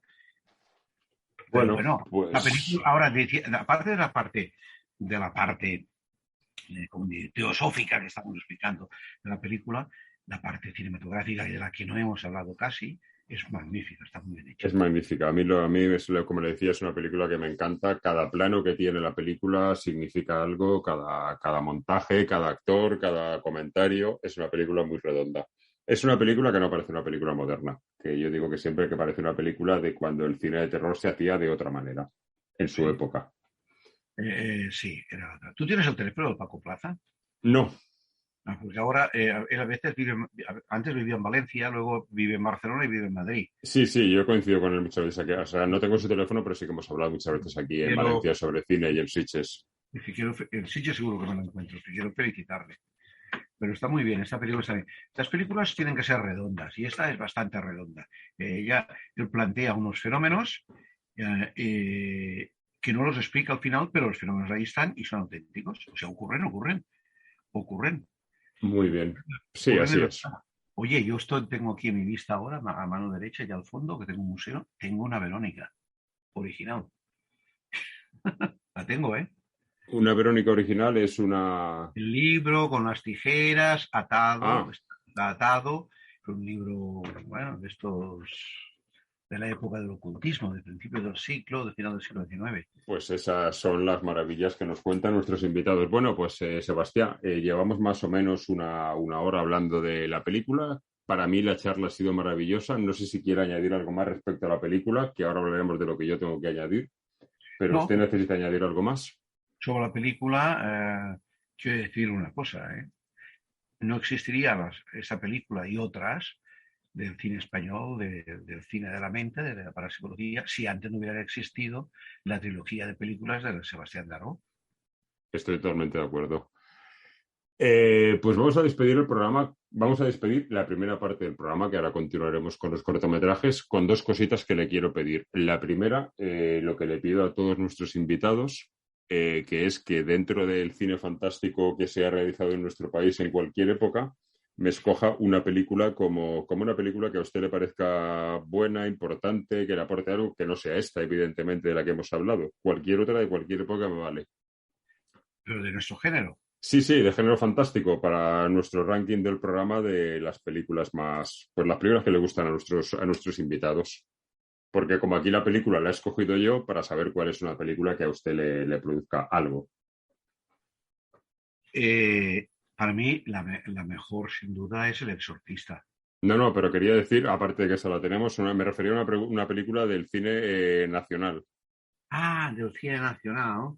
Bueno, pues Los Otros. Los Otros, una maravilla aportación, sí. Y la que hizo Bayona, ¿cómo se llama? El Orfanato. El Orfanato. Mira, quizás más El Orfanato. La diferencia, lo explico a los oyentes, de una película a otra, es que una es del mundo de los muertos, toda la película, que va al final hacia el mundo de los vivos, cuando cierran la reja y se queda la casa allí, y otras al revés. Es el mundo de los vivos de un orfanato que van hacia el mundo de los muertos que hay en este orfanato. O sea, es al revés. Pero los dos son maravillosos. Pues apuntamos las dos, ¿por qué no? Y luego, una última cosa que ya hemos hablado usted y yo, si le apetecía hacerlo, en nuestro programa anterior, el número 13, que no soy nada supersticioso, pero bueno, de hecho todo lo contrario, soy antisupersticioso, es mi número preferido. Como yo acabo de publicar hace poquito una novela, pues decidí sortear una novela con todos nuestros oyentes, nos tenían que mandar un mensaje, se asignaba un número y demás. Entonces, quien les va a regalar la novela y quien va a escoger a quien le va a tocar la novela va a ser ni más ni menos que Sebastián Darbo, lo cual ya es un doble regalo. Me deberá escoger un número del 1 al 10, que son las personas que han participado, aunque el programa lo ha oído muchísima más gente, pero bueno, han querido participar solo 10 personas de momento. Bueno, pues yo escojo el número 7 y lo razono. El 7 es el septenario de la vida, de los 7 días de la semana. de los 7 planetas de nuestro sistema solar, los originales. El ciclo de la vida, que va de 7 en 7. Por lo tanto, el 7, el septenario, es mágico, porque es un número que se utiliza en la magia. Muy bien, pues el ganador de nuestra novela es Pedro López Rodríguez, de Castellón.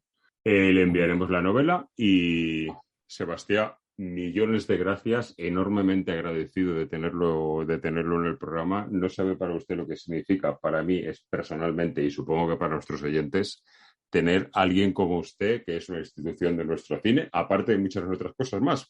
Pero bueno, como el programa es de cine, a mí lo que me importa es que usted sea una institución de nuestro cine, aunque también lo sean para psicología. Sí, sí.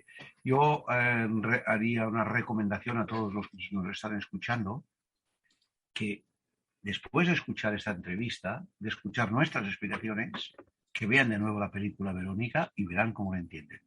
Entenderán más cosas, estoy de acuerdo. Y yo también le recomiendo, como ya hemos hecho al principio, que si no conocen la filmografía de Sebastián Darboux, es un buen momento para comprar ese Viaje al Más Allá y es un buen momento para comprar el libro 40 años de Viaje al Más Allá, porque a mí me ha parecido soberbio el libro. Muchas gracias, Domingo. Sebastián, un fuerte abrazo y espero que nos veamos muy pronto. Que la energía te acompañe. Muchas gracias e igualmente. Arranca. Papá, es mi vida y yo decido. Si quiero verte, ya lo tiene que aceptar. A partir de ahora estaremos juntos.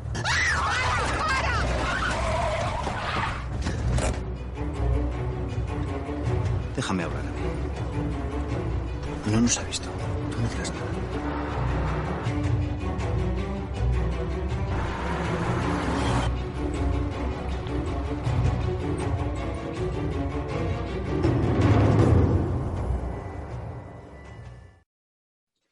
Bueno, pues ahora vamos con la segunda parte del programa. Vamos a hablar de un cortometraje que ha tenido una muy buena carrera y de un director que ha tenido una grandísima carrera. El cortometraje es La Cruz, un cortometraje del 2012 de Alberto Evangelio, que es quien nos acompaña hoy. Alberto, bienvenido a Más de 1000 Gritos. Hola, muy buenas. Encantado de estar aquí con vosotros.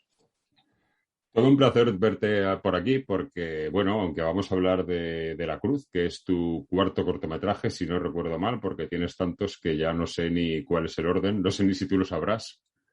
Pues yo la verdad es que pierdo la cuenta también un poquito porque como empecé a hacer cortos en el instituto, prácticamente con mis colegas, digamos que ahí hay una serie de cortos que se han perdido, que de hecho creo que lo guarda un amigo mío y poca gente más, y luego de los así más profesionales o que se han visto, yo creo que La Cruz sí que puede ser el cuarto, porque hice Ceatrón en el 2005, uno que salía Sancho Gracia, que lo rodamos en cine, y luego hicimos Doncella Dormida, La Madre, La Cruz y Alexis, sí. O sea que La Cruz es el cuarto. O sea que ibas muy, muy bien. O sea, muy lo tenías bien, pues, más claro sí, que yo. Es que te tengo fichado desde hace mucho tiempo. Vi un corto tuyo hace mucho tiempo, de esos que tienes perdido que yo conseguí verlo. Creo que se llamaba Ojos de Hielo. ¿Es posible? Sí, totalmente. Y luego totalmente. ya lo que he visto más profesional tuyo, pues ya he visto La Cruz, he visto El Viaje, que por cierto es uno de mis cortos preferidos porque lo haces con uno de mis actores preferidos con los que algún día sueño trabajar, con Antonio Hortelano. Y luego he visto tuyo La Casa, que hemos competido en un par de festivales que yo no he ganado, en los que has estado tú con tu corto y yo con alguno de los míos, pero bueno. Y últimamente, lo último que se espera de Alberto Evangelio, antes de entrar a hablar de lo que es su corto, es Visitante, una película que yo he tenido oportunidad de ver hace poco y me parece maravillosa. Y está pendiente de que se estrene en breve, ¿no? Sí, muchísimas gracias, Domingo. Sí, la película esperamos que se estrene ahora en el primer trimestre del año que viene y es una película que ha pasado por el Festival de Sitges en sección oficial, por el Fancine Málaga y el London Sci-Fi, y una peli que llevamos como 5 años con el proyecto, escribiendo el guión y que es un guión de ciencia ficción, de realidades alternativas, como bien sabes, y estamos contentos con el resultado, la verdad, porque es una película arriesgada, un cine valenciano absolutamente diferente porque no se suele hacer aquí cine fantástico, vamos, y en ese sentido pues estamos muy contentos de abrir por un lado el panorama de nuestra tierra y de que el fantástico pues se ve afuera también, ¿no? O sea Pues es para estar orgulloso, porque ya te digo que yo la he visto, yo he seguido tu carrera, tienes cortos que me han gustado más y que me han gustado menos, pero desde luego cuando yo vi esta película me pareció de verdad una verdadera joya que espero que a todos os guste y cuando se estrene visitar el cine porque merece muchísimo la pena. Os va a sorprender para bien. Pues muchas gracias. Yo estoy muy contento. La verdad es que también, en mi caso, soy director, montador y productor. Y sí que es cierto que como estoy todo el día con la película en la cabeza por muchas razones, a veces hasta pierde la objetividad, ¿no? Pero creo que sí que hemos tenido unos cimientos sólidos con un guión muy trabajado y los actores hacen un trabajo excelente y también es un formato en el que yo me siento muy cómodo porque los cortos míos, como sabes, también pues, tratan normalmente historias que podrían valer para largo en muchas ocasiones, ¿no? O sea, con tramas así complejas y tal y el formato largo, pues en el formato largo me siento muy cómodo y Visitante pues era una oportunidad muy buena para mí y estoy muy contento con ello. Pues sí, pues es para estarlo. Bueno, Alberto, vamos a hablar de La Cruz, un cortometraje que antes de empezar a hablar de él quiero pues, refrescarle a todos nuestros oyentes, como siempre hacemos, que los cortos que traemos siempre procuramos que estén en abierto para que, como lo vamos a reventar y vamos a contar cosas sobre él, que vamos a destriparlo, es el momento de que todos los oyentes le den a la pausa, vayan a buscar el corto que está en YouTube, si no me equivoco. Sí, lo pueden buscar en YouTube. Si ponen La Cruz, Alberto Evangelio, por ejemplo, les saldrá. Está en la web de la productora, en el canal de YouTube de la productora y también de la productora que se llama Bennywood. Y si no, también está en la plataforma Alter, que es una plataforma de cortometrajes internacional que hace poco lo adquirieron y está en abierto en YouTube. O sea, tienen un canal en YouTube y se puede ver ahí. Darle esa pausita de 9 minutos al programa y en 9 minutos continuáis, que nosotros vamos a continuar y os vamos a destripar el corto. Como tú comentabas, siempre te has sentido a gusto en el fantástico. Todo lo que has hecho está dentro del fantástico, pero al margen de que esté todo dentro de lo fantástico, también hay algo de crítica social. No me atrevo a decir en todo lo que has hecho, pero sí que en prácticamente todo, y La Cruz no es menos, es una parte de esos y que además, si no me equivoco, tengo entendido que está basado en una historia real. Sí, La Cruz es un corto naturalista, como lo que suelo hacer, ¿no? Que tenga crítica social o no, lo que sí que siempre suelo trabajar con los actores de forma muy naturalista, por así digamos, ¿no? Intentar que sea todo lo menos artificial posible y que en el género a veces a nivel estético se va por otro lado, ¿no? Y en mi caso pues trato de que sean pues historias naturalistas a pesar de que introduzcan luego el elemento fantástico. Y en La Cruz cogimos una historia real de un padre que asesinó a su familia tirándose con un coche por un acantilado, vamos. Y a partir de ahí pues desarrollamos la historia del cortometraje y sí tiene crítica social. Es un corto en el que el punto de vista está en la hija de este padre, ¿no? Que al inicio de la película pues parece que quiere retomar la relación con su hija y a lo largo del corto pues surgen varios giros que van enseñando un poco la verdadera cara de este psicópata y lo interesante como crítica social que tiene es que se ve en primera persona lo que puede sentir una víctima, ¿no? de violencia de género. Sí, porque Entonces, anda por ahí y la verdad es que es desgarradora la historia, es desgarradora y desgraciadamente, iba a decir hoy en día, pero no, desgraciadamente desde hace muchísimo tiempo es demasiado realista todo esto, demasiado de estar al día. sí, es una historia que yo la verdad es que de mis cortos, La Cruz es uno de ellos que cuando lo veo me olvido de que es mío y me suelo meter en la historia y me conmueve bastante, o sea, me afecta bastante cuando lo veo al pensar que es una historia real y también porque los actores están muy bien. Sandra está maravillosa en este tipo de papel Sí, está y me la inmensa creo Sandra, bastante. que por cierto, curiosidad, terminamos en el programa de hablar de Verónica y no había sido consciente yo hasta hoy que he vuelto a ver el corto para tenerme refrescado que el nombre de Sandra en el corto es Verónica, que no tiene nada que ver con la película, pero bueno, me hizo gracia. Mira, pues sí, todo tiene sentido, todo tiene sentido. Los puntos se unen. Ahí. Sí. El inicio del corto, como comentabas, es un padre y una hija que parece que se quieren reunir a mí me ha enternecido mucho, siendo lo dura que es la historia, me ha enternecido mucho el principio cuando el padre va con la hija como enseñándole a conducir, porque yo esto no sé, aparte de que pienso que esto es una barbaridad hacerlo, yo no sé si hoy en día se hace, pero yo aprendí a conducir así, con mi padre a mi lado y yo conduciendo el coche sin tener carnet y teniendo 14 años. O sea que no sé si es algo, pero es algo muy real, desde luego lo era.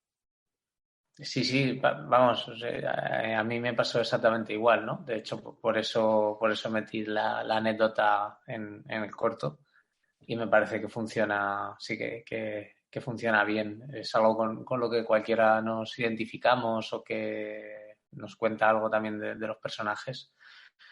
Y creo que es una escena muy cortita, que a lo mejor son 3 minutos o 4, ¿no? El inicio del corto, pero los actores lo llevan muy bien y de hecho es que Sandra y Ramón Ibarra, Sandra Cervera y Ramón Ibarra, que son los protagonistas, ellos actuaban en una serie juntos, haciendo de padre e hija. Entonces tenían mucha confianza heredada, era casi como si fueran un padre y una hija reales, ¿no? Y eso en lo que es el formato corto, que tienes tan poquito tiempo, se respira esa relación, yo creo, de forma subliminal, ¿no? Para el espectador cuando lo empieza a ver, y eso creo que está bastante conseguido, ¿no? Sí, sí, está muy conseguido. Tienen un muy buen feeling entre ellos, que lo que tú dices parece que de verdad sean padre e hija, y yo pensaba que era porque habéis tenido ahí, aparte de que sean buenos actores y tu buen director, suponía que habían ahí horas y horas de entrenamiento, de ensayo.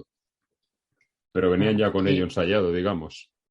sí, ensayamos en Madrid, porque ellos viven en Madrid, y aparte la suerte es que además ellos tenían muchísima relación, porque hacen de padre e hija y se conocen muy bien como actores, y en ese sentido pues todo fluía a la perfección, con lo cual fue muy sencillo. Fue un rodaje, sí que es cierto que fue un rodaje súper accidentado, o sea, porque es todo en exteriores, se rodó en Sierra Helada, en Benidorm, en una montaña que hay al lado de Benidorm, que yo soy de Benidorm, por cierto, y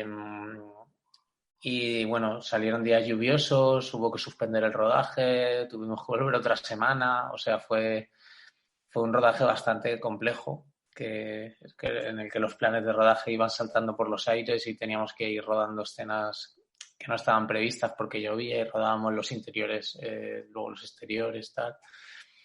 Pero tuvimos la suerte esa de que los actores tenían muy buen feeling y no se nota prácticamente todos estos desajustes del plan de rodaje que hubo. O sea, que duró el tiempo de rodaje parece ser que un corto de 9 minutos, cualquiera que esté fuera del mundillo va a pensar que esto se rueda en una mañana y no. Esto cuesta un tiempo y ya no la planificación, sino que es el rodaje que os costaría, supongo, muchísimo.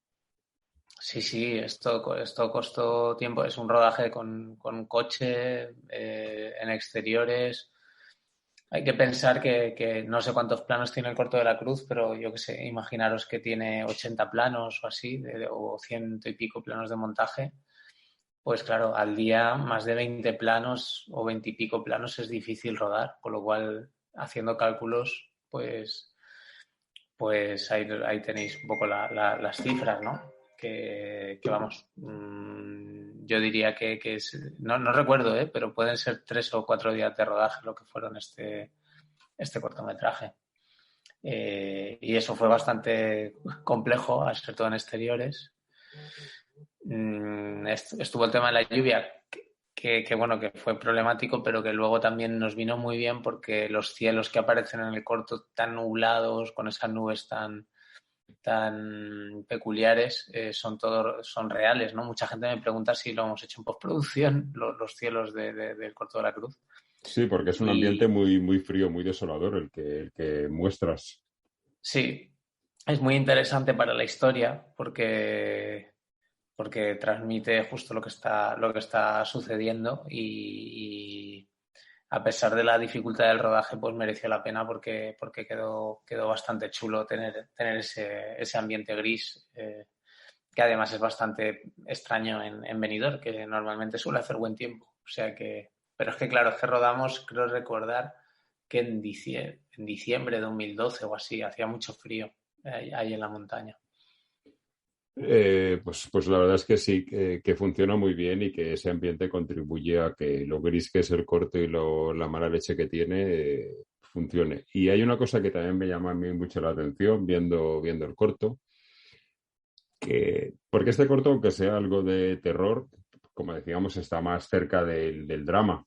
Pero el punto ese de inflexión cuando aparece la gente y el padre ya destapa quién es y agrede a la gente, eso de que la cámara quede salpicada por sangre es este cine puro de género, y la verdad es que eso, unido al cambio de rol del padre, que parece un padre modélico, a lo que demuestra que es, junto con esas salpicaduras, a mí me parece que funciona, esa ruptura de la historia funciona muy, muy bien. Sí, yo quería llevar el corto al terror todo lo posible, porque es un género en el que me siento muy cómodo. Y ya desde el principio, incluso antes de ese giro en el que el padre mata al policía de forma sorpresiva, digamos, antes ya hay como un frenazo que da el coche, ¿no? Que aparece como el fantasma de una mujer, que eso sucede pues como a los 3 minutos del corto o así, más o menos. Y para mí era importante eso, que no transcurrieran 6 o 7 minutos sin que pasara ningún hecho, por así decirlo, de cine de género, ¿no? Entonces también metimos todo este elemento fantástico del fantasma que luego se recoge al final de la historia. Y desde luego, vamos, en las escenas más violentas con el policía y con todo esto de las salpicaduras y tal, a mí yo creo que es chulo introducir estos elementos, ¿no? En una historia naturalista y forma parte un poco de la estética que le quería dar al corto y es algo que atrae mucho yo creo que al público de género. Y que mira, y aquí además se les cuenta una historia, ¿no? De crítica social, ¿no? Con todo este envoltorio, digamos. Sí, pero a mí lo que, aparte que a mí me gusta el cine de género, claro, si no, no estaríamos teniendo esta charla en Más de 1000 gritos, pero lo que, aparte de lo bien que queda esa escena, es que a mí realmente me sorprende, porque yo, como te he dicho, he seguido tu carrera y tus cortos suelen estar dentro del fantástico, pero yo siempre digo que lo que tú haces es terror elegante. No haces un terror con violencia, con tripas, porque sí, no es algo. La violencia en tus cortometrajes no es gratuita, con lo cual este elemento tan, digamos, tan soez, a mí me sorprende en tu cinematografía, pero pienso que queda muy bien porque es una ruptura que funciona muy bien, pero me sorprendió por eso, porque estoy acostumbrado a ver cosas en las que tú funcionas de una manera un poquito más elegante, digamos. Sí que es cierto que tiendo mucho a ocultar la violencia o a mostrar lo que no se ve, ¿no? Y tal. Y en este caso, como quería transmitir esa violencia, pues lo jugamos de la forma contraria. Sí, pues funciona. Y desde luego lo más sorprendente del corto es el momento en el que ya dices, madre mía, ¿por dónde va esto? Es cuando Sandra llama por teléfono a su madre y suena el teléfono dentro del coche. Ese es el primer momento que dices, ¡buah! Claro. Sí, digamos que el corto tiene como los dos giros, ¿no? El primer giro es cuando el padre mata al policía y el segundo giro es cuando Sandra llama por teléfono a su madre, que lleva intentando llamarla desde el principio del corto, y descubre que el teléfono está en el maletero y que la madre pues está ahí con ellos, ¿no? En la furgoneta, muerta, evidentemente.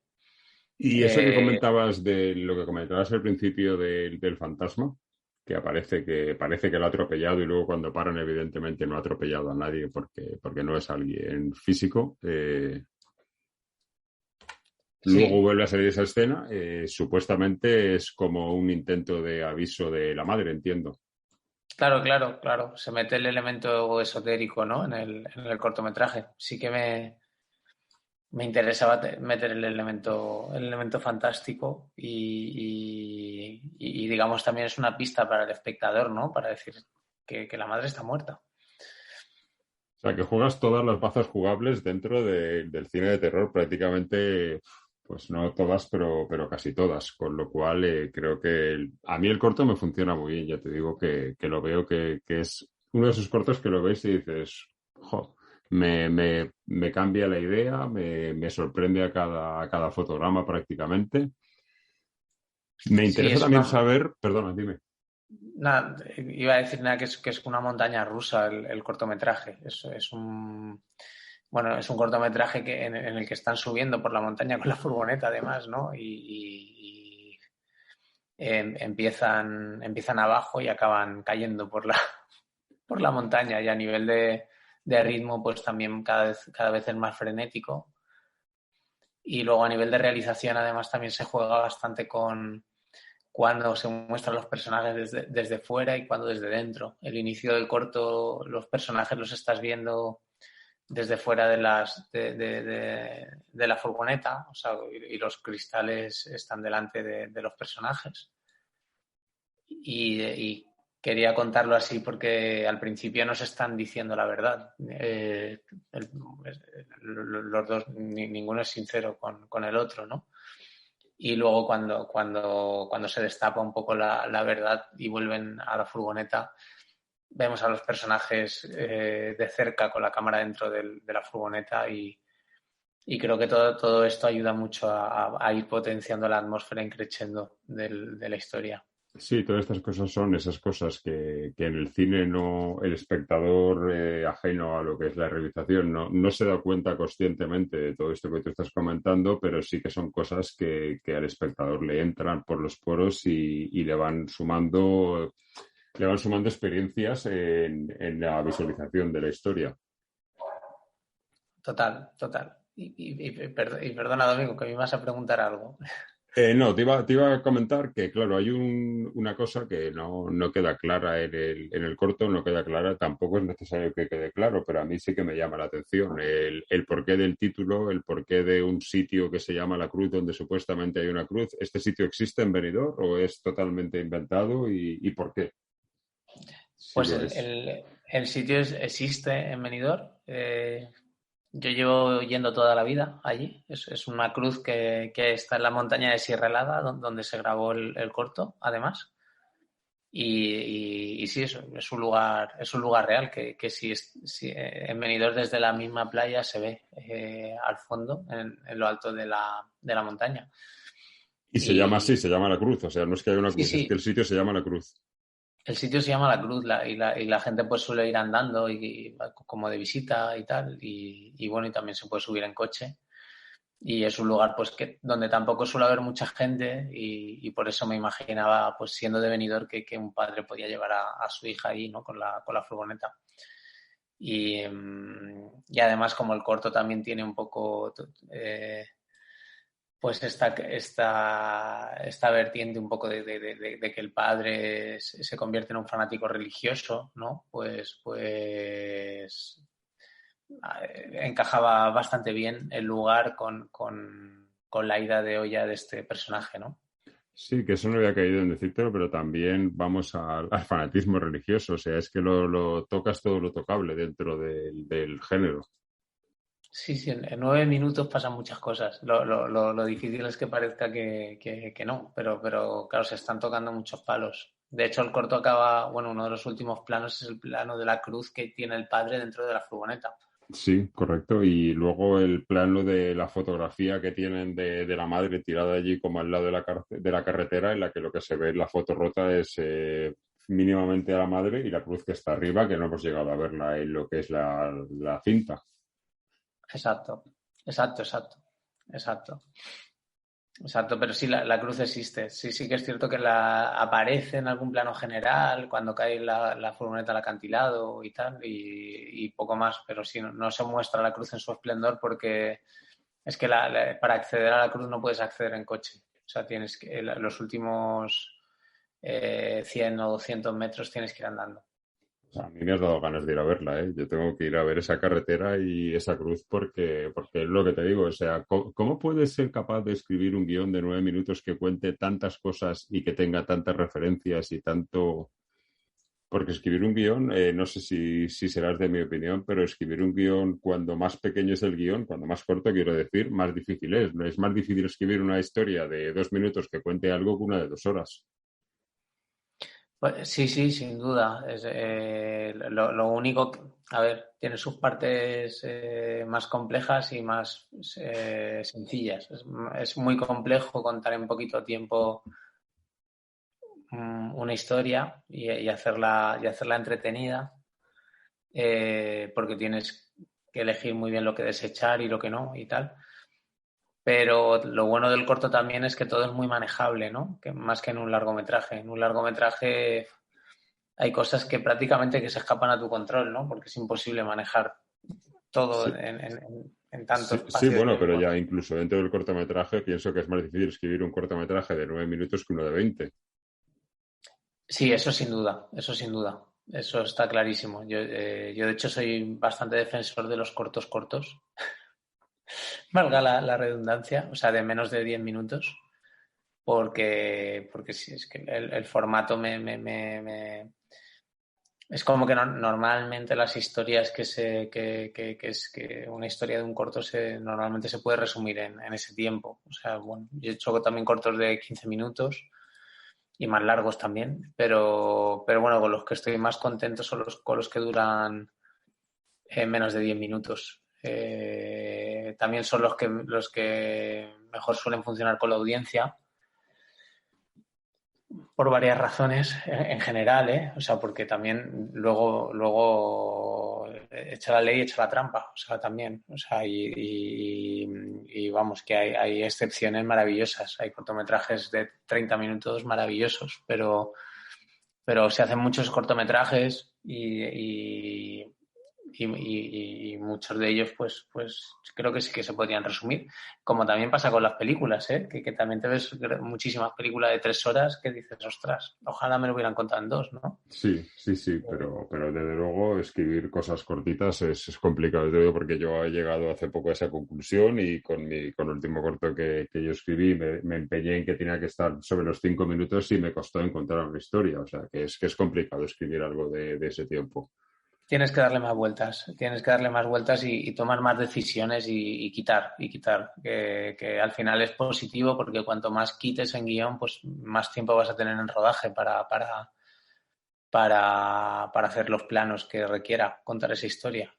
Porque luego, además, si el guión es muy largo, probablemente lo tengas que recortar en montaje. Y porque si el guión es muy largo, también pienso yo que puedes aburrir al espectador porque va a tardar más en arrancar la historia.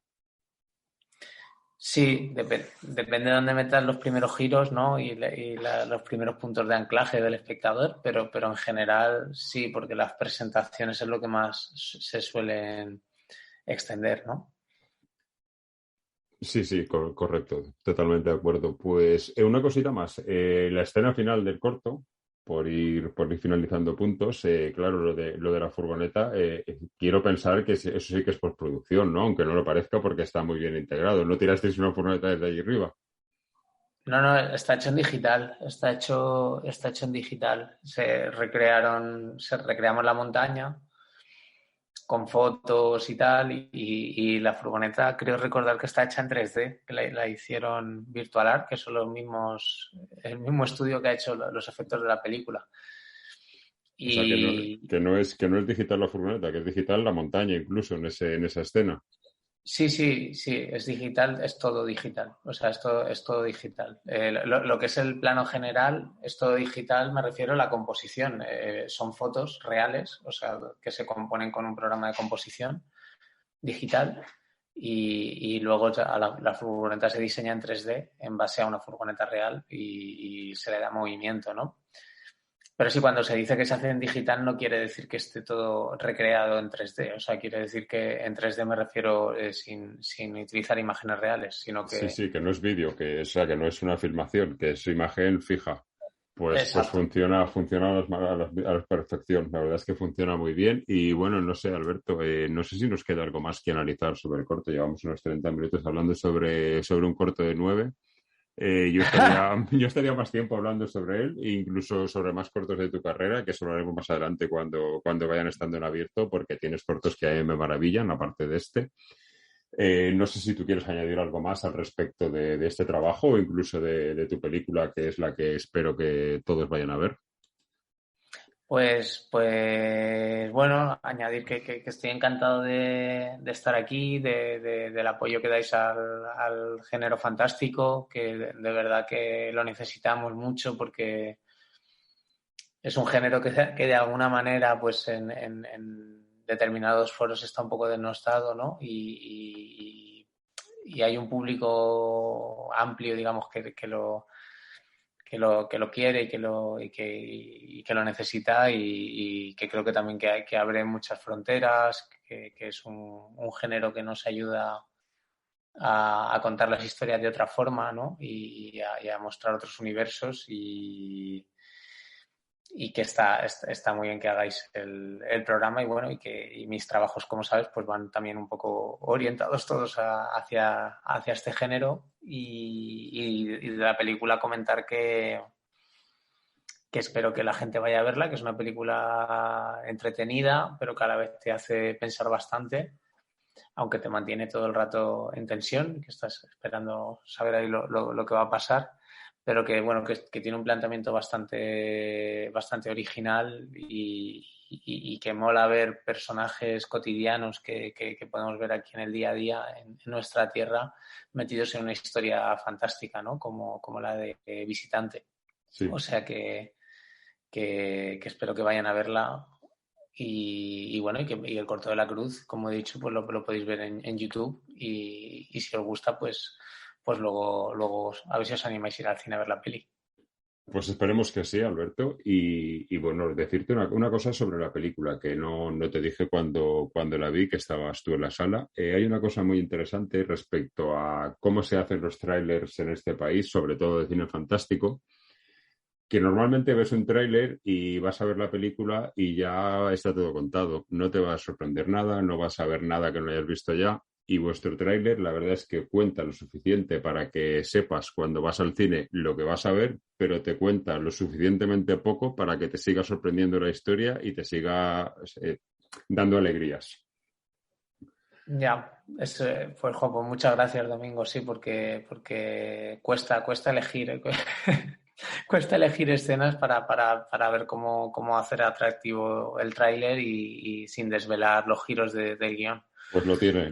Este tráiler tiene lo justo para que a mí me apetezca ver la película, que diga, quiero verla, me apetece verla, aunque no fuera el caso de que conozco tu filmografía y me apetecía también por eso, aunque no te hubiera conocido, no hubiera visto tus trabajos anteriores, me apetecía verla viendo el tráiler y aún así no fue un tráiler que me reventó la película, con lo cual bravo por el montaje del tráiler.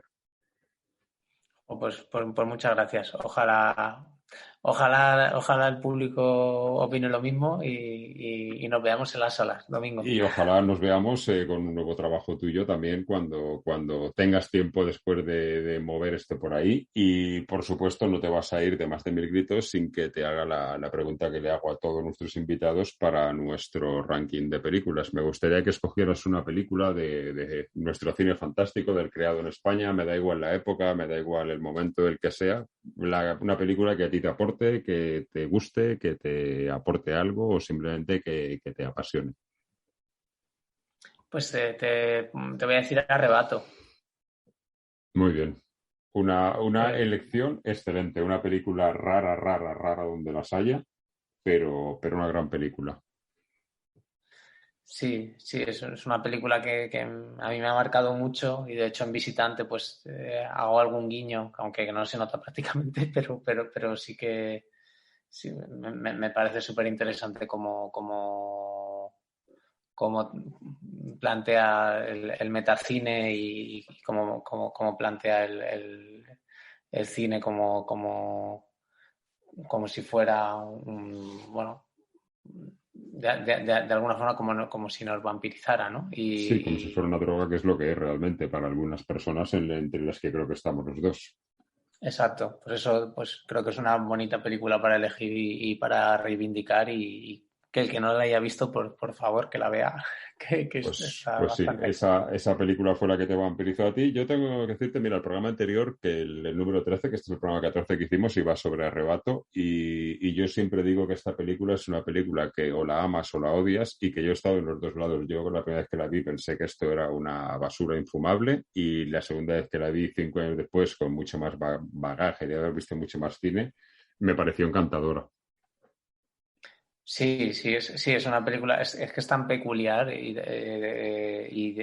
tiene tantas vicisitudes el rodaje de la película en sí mismo y la gente que se juntó ahí y tenían tanta libertad creativa también, ¿no? Que surgió algo pues muy, muy especial, ¿no? Y creo que son como pequeñas joyas que puede ser que en un momento de tu vida pues que no te entren bien porque no están dentro de unos esquemas convencionales o atractivos, ¿no?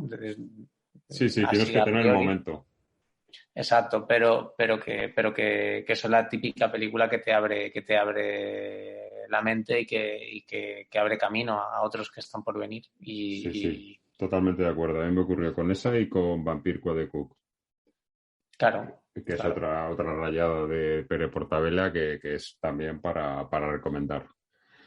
Bueno, Totalmente. Pues Alberto, un placer tenerte aquí en Más de 1000 gritos. Espero que la película funcione muy bien y espero que nos veamos pronto por las salas de nuestra ciudad.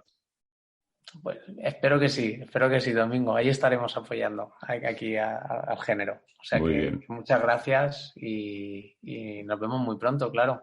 Pues venga, un abrazo y que vaya muy bien. Un abrazo grande. Gracias de verdad.